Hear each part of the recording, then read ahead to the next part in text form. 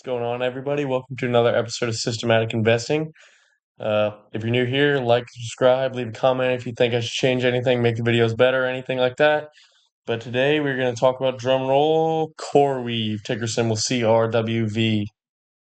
CoreWeave has been garnering a lot of attention on different sites recently. Yeah, they IPO'd about 2 to 3 months ago, and since have performed drastically well. They IPO'd around $50, now sit around $135. So we're gonna do a little dive, see what CoreWeave does, check some of their financials. We'll make a little valuation and see what I think it's worth. So CoreWeave's business is actually rather simple. So they're essentially a cloud computing company, uh, in which they. So I made a little five-step thing here to kind of explain it a little better.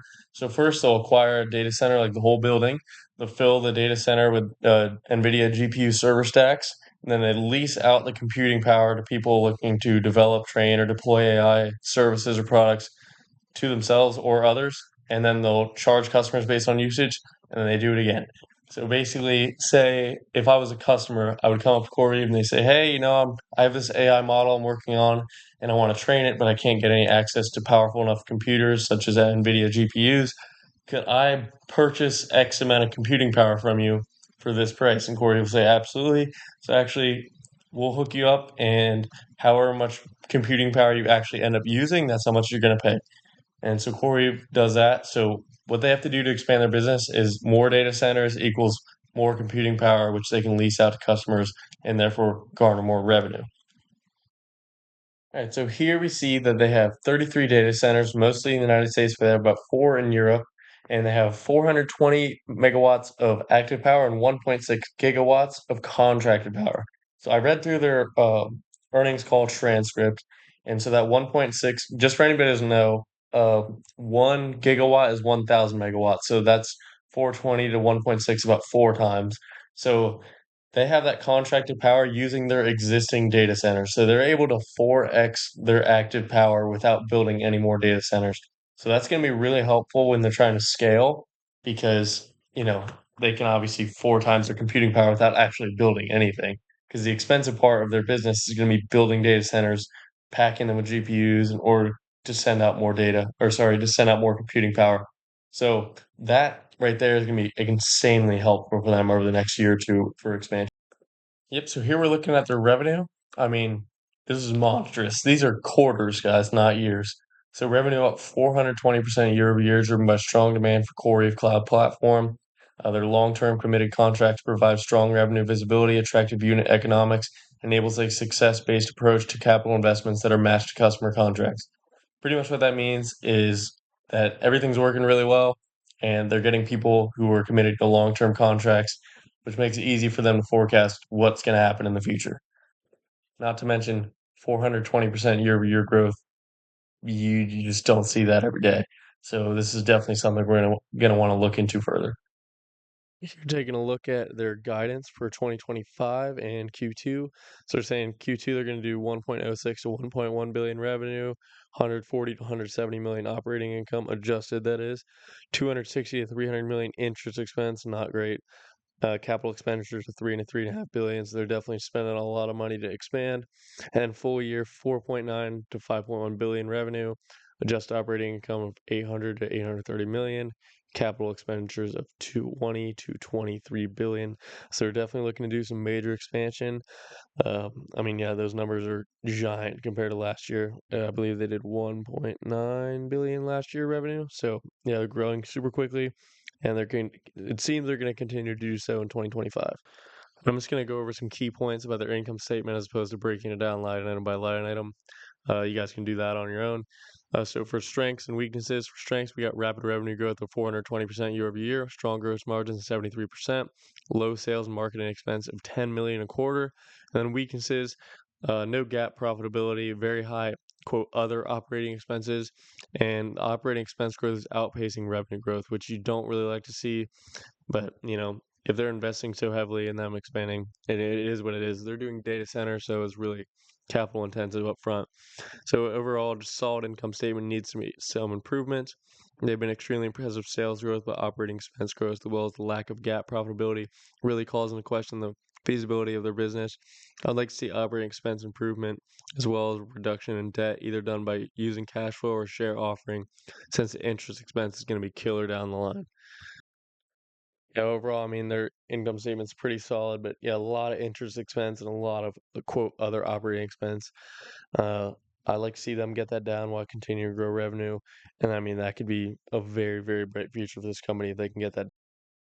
All right, so Corey balance sheet key points. We got strengths, solid cash position 1.27 billion, high receivables of a billion as well, operating cash flow positive, making 80 million a quarter. Weaknesses. This is pretty dangerous here. They have high total debt of 11.9 billion, current debt of 3.7, and current liabilities of 7.0. Considering they're only running 1.27 cash and 1 billion receivables, 7 billion current liabilities is pretty scary to be honest. Um, it's the balance sheet for CoreWeave is honestly scary. Uh, it's a large concern, and they have a large amount of debt for which the interest payments can severely damage their potential profitability going forward. They also have significant liquidity risk linked to their current ratio being well below 1 at 0.43. So this is kind of their weakness. Their business and their revenue growth is amazing. Their products are picking up traction in their services, but they really got to take care of this balance sheet because running with that low cash with this high current liabilities, they're going to have to somehow raise money either by more debt or diluting investors, which honestly at this point is probably the best option. For my returning viewers, you know what time it is. We're going to make a valuation and see what we think this bad boy is worth. See if you think it's steep as it is or a potential opportunity here at this. All right, y'all. So here we got the base case for CoreWeave for the next 5 to 7 years. And so for this upcoming year, we got 162% growth revenue-wise for hit the midpoint of the guidance. 2026, 60%, 50%, 47, 40, 35, 35. So definitely a slowdown. There's no way they do 162 all the way up that fast, being that they have to build data centers in order to expand revenue. Gross profit margin of 73. I assumed expansion of 76. Operating expense growth. I assume we slowed down at slightly lower than the pace of revenue growth, and then that gives us operating income margins. So what this does not take into account is going to be their debt. Obviously, as we mentioned before, they have a ton of debt that could be really problematic for them.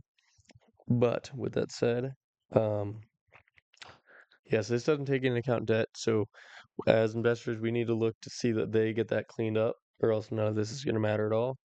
But with that said, so we go with a forward price of sales of 8, forward PE of 60.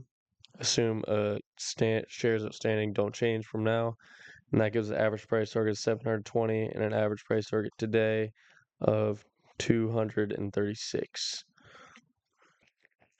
Okay, so here we have the bear case model. So in the bear case model, we kind of highlight the issues that they have, which is operating expense growth and debt. So for revenue growth, we go slightly below 2025 expectations and 50, 45, 40, 36, 32, 30. I mean, let's be real, they do cloud computing for AI applications. They're going to expand revenue. It's almost guaranteed that that happens, but the gross profit margin is 73. I assume we get to 74 in 2031. Operating expense growth, I'm assuming in this case that revenue is unable to outpace operating expense growth. Then, as you see, operating margins never become positive. And then, in order to account for a lot of the debt problems, because if they have all that interest, they're going to have a really hard time being cash flow positive. So I assumed that they increased shares outstanding from 464 million up to 650 million, a 50% share increase in order to get that debt paid off. And then that's going to give us a 2030 price target of 254 and a current price target of $83, which is about 50% lower than it is today. So as you see, yeah, that kind of highlights all the issues with CoreWeave and the potential risks here. So I mean, there's pretty heavy risk here.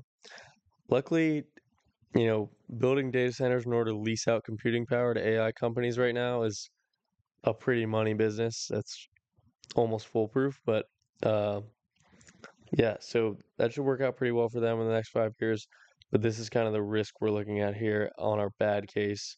So bad case, you're going to be at like market perform or worse. So that's considering all the risk involved, that's pretty terrible. So definitely keep an eye on that. That's going to make this a little bit more speculative than some of the other plays we've looked at. All right, but with that, we're going to go into the bull case. All right, y'all, now we're going to pop into the bull case here. So for the bull case, I'm assuming a pretty heavy beat on the top line for 2025, 2026, 70%, 60%, 60, 50, 45, 40.